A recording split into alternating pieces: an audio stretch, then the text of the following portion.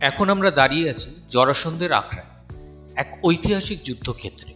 মহাভারত অনুযায়ী এখানে পাণ্ডুপুত্র ভীম ও মগধরাজ জরাসন্ধের মধ্যে 28 দিন ধরে চলেছিল ভয়ঙ্কর মল্লযুদ্ধ।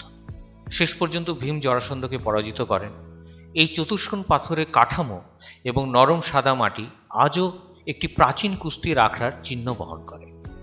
এটি শুধু একটি স্থান নয়, এটি শক্তি, সাহস আর পৌরাণিক ইতিহাসের জীবন্ত স্মৃতি।